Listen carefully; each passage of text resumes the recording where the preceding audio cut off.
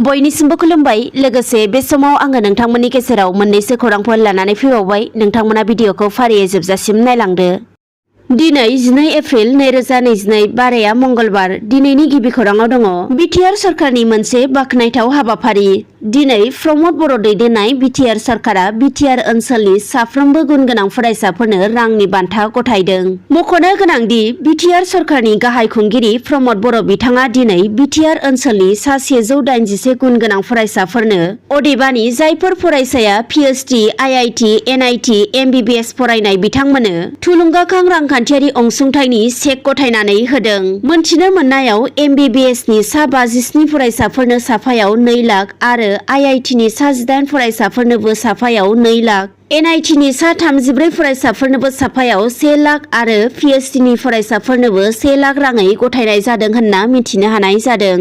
दानिया गुबुन खौराङाव फैदो।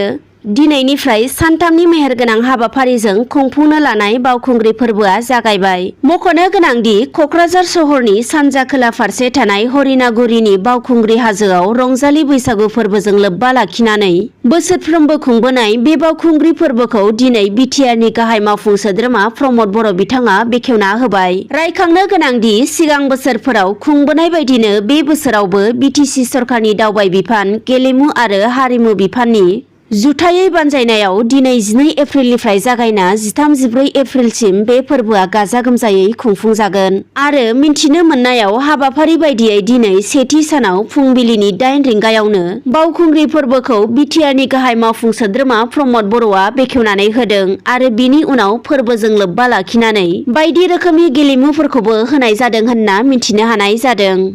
दानिया गुबुन खौराङाव फैबावदो। बिपिएफनि दैदेनगिरि बिथांमोननि सायाव फिन इएम राकेश ब्रह्मनि गोख्रों बिबुंथि। बिथाङा बुंदों दि बिपिएफनि दैदेनगिरिफोरा मन्त्रि सभायाव नङा, जेलनि जाथ्रासो जानो थांगासिनो आरो जोबोर थाबैनो बिपिएफनि दैदेनगिरि एबा हाग्रामा महिलारि बिथाङा जेलाव थांगोना रोखा जाबाय होनना फोरमायथियो बिथां इएम राकेश ब्रह्मआ। मानोना बिपिएफ दोलोआ थांनाय 17 बोसोराव बिटिआर ओनसोलाव थानाय रायजो राजाफोरखौ थगायबोदों। बेनि थाखायनो एनआइएनि नायबिजिरनाया सोलिगासिनो आरो जोबोर थाबैनो बिपिएफनि दैदेनगिरि बिथांमोना जेलाव थांगोन। बेनिखायनो बिपिएफनि दैदेनगिरि बिथांमोना राजा जानायनि सिमांखौ दासानथों आरो जेलाव माबोरै थानो हायो बेनि खोथाखौसो सिन्था जानो आरो गावबा गावनि गान्दु मुसारिफोरखौ रेडि लाखानो खावलायदों इएम राकेश ब्रह्मआ। दानिया आरोबाव गुबुन मोनसे खौराङाव फैदो।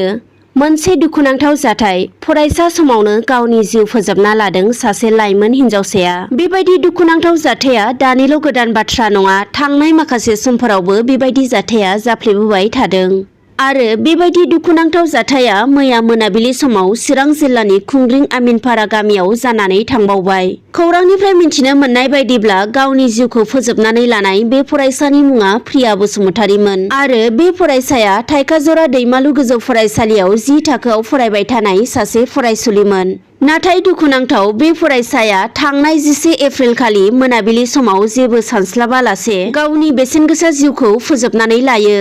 थारैनो बे जाथाया जोबोद दुखुनांथाव आरो बेबायदि दुखुनांथाव जाथाया फिन आरोबाव फरायसा आरो हारिनि गेजेराव दाजाथों। दिनै बेलासिनि मोननैसो खौरांफोरा बेखिनियानोसै। गोजोन्थों।